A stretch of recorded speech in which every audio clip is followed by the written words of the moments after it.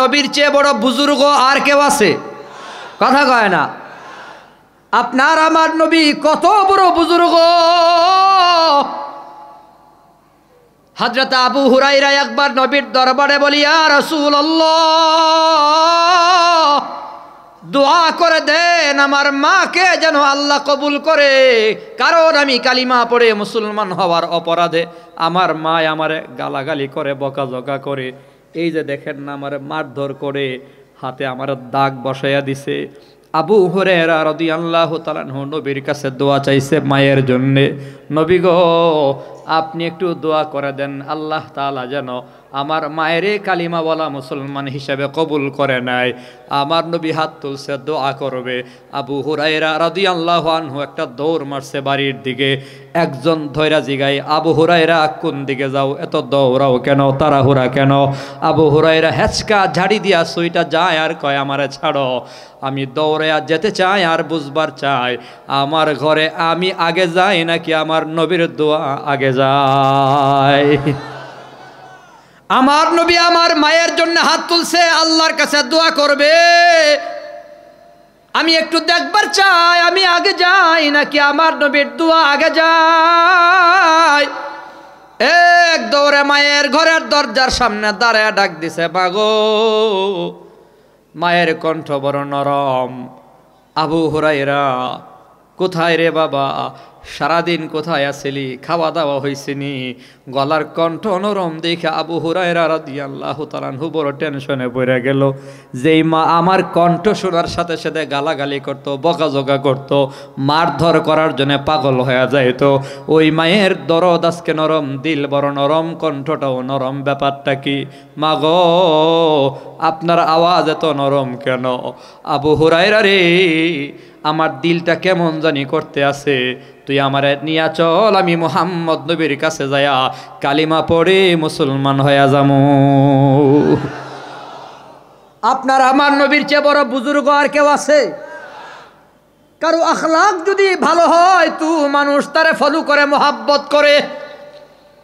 আপনার আমার নবীর আখলাক আর চরিত্র, আচার আচরণ, ব্যবহার কেমন? আল্লাহ তাআলা নিজে সার্টিফিকেট বয়ান করেছে মিয়া। দুনিয়ার এমপি, মন্ত্রী, বিসিএস ক্যাডার, এসপিডিসির চরিত্রের সার্টিফিকেট পর্যন্ত আমার মতো চেয়ারম্যানরা দেয়। আমার এলাকার এমপি সাহেবের সনদ, চারিত্রিক সনদপত্র আমার স্বাক্ষর দেওয়া হয়। মানে আমি লিখি অমুক অমুক বাবা, মায়ের নাম এই, গ্রাম এই, তার চরিত্র ভালো, সে রাষ্ট্রবিরোধী কোনো কাজ করে না। চেয়ারম্যানদের সার্টিফিকেট দিয়া প্রমাণ হয় না তার চরিত্র ভালো। আর আপনার আমার নবীর চরিত্রের ব্যাপারে সরাসরি আল্লাহ তাআলা কোরআনের ভেতরে সার্টিফিকেট বয়ান করেছে। যেই নেতার চরিত্রের সার্টিফিকেট আল্লাহ বয়ান করেছে, এই নেতারে বাদ দিয়া তুমি ঘুরতেছ লম্পটার বদমাইশের পেছনে। সময় এসেছে পরিবর্তন করতে হবে। আজকের থেকে সিদ্ধান্ত নিতে হবে, আগামীর সংসদে কোনো দুর্নীতিবাজ, লম্পট, নষ্টভ্রষ্ট কাউকে ঢুকতে দেওয়া হবে না। আল্লাহর ওলি চরিত্রবান ওলামায়ে কেরামরা এই সংসদে যাবে। চরিত্র যার ভালো না তার পক্ষে আমরা কাজ করব। সিদ্ধান্ত নেন, আখলাকওয়ালা লোক ঢুকান, চরিত্রওয়ালা লোক ঢুকান। কোন নেতারে সংসদে ঢুকাইছেন বিগত দিনে? গজব তো এজন্যই আসছে। আমি মাঝে মধ্যেই চিন্তা করি, এত বড় গজব হঠাৎ করে কেন আসলো? প্ল্যান প্রোগ্রাম তো ছিল 2041 পর্যন্ত ক্ষমতা ছাড়তাম না, দৈন্তান নয়াকার না। আল্লাহ সেনা প্রধানরে ঘুরাইয়া দিল। সেনা প্রধান নাকের উপর নাক রাইখা, চোখের উপর চোখ রাইখা, বন্দুক বরাবর বন্দুক রাইখা, ভেতরে বহু খেলা হয়েছে। পরে আমরা সব শুনছি, সেনা প্রধান বলে দিয়েছে, দুঃখিত শ্রদ্ধেয়া ম্যাডাম, আপা, মাফ করবেন, আপনার 41 সাল বহুদূর, 41 মিনিট সময় দেওয়ার মতো সুযোগ আমার নাই। 40 মিনিটের ভেতরে ভাগেন, না হয় পোলা পাইনে আইতেছে, টাইন্না সিরা লাইব। কয় মিনিট? কথা কয় না। 41 বহুদূর সময়, মাত্র 40 মিনিট। কই রান্না বান্না করছি, খায়া লই, কই টাইম নাই, খায়া লই একটু। জাতির উদ্দেশ্যে একটা বক্তব্য দেই। টাইম নাই, কি নাই, কথা কয় না, কি নাই। আরেকটা প্রশ্ন আমার মাথায় খুব ঘুরপাক খাইতো, পরে উত্তর পাইছি আমি। প্রশ্ন হলো, পুরো পৃথিবীতে এত দেশ থাকতে নরেন্দ্র মোদীর ঘরে জায়গা হলো কেন? আর তো ঘর আছে। আমার কাছে যেটা মনে হয়েছে, আমি স্পষ্ট যেটা বলতে চাই, ১০০০ বছর আগেই তো আল্লাহ জানাইয়া দিচ্ছে, মান আদ আলী ওয়ালিয়ান ফাকাদ আযানতুহু বিল হারব। আল্লাহ বলেছে, যারা আমার বন্ধুকে দুশমন বানাবে, আমি আল্লাহ তাদের সাথে যুদ্ধ ঘোষণা করলাম।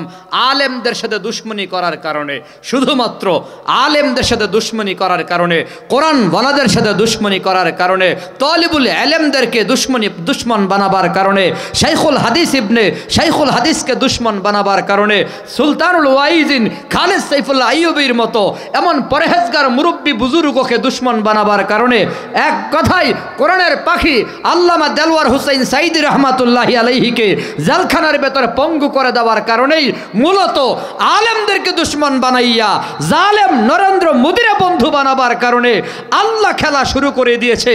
যাও, আলেমরা তো ভালো না, ভালো লইয়া থাইক্য। আমি তো ভালো না, ভালো লইয়া থাইক্য, ঠিক নি? ফোলা পাইন বড় খারাপ গান বানাইছে, মোদির বউ নাই, হাসিনার জামাই নাই। বানাইছে নি? কথা কয় না।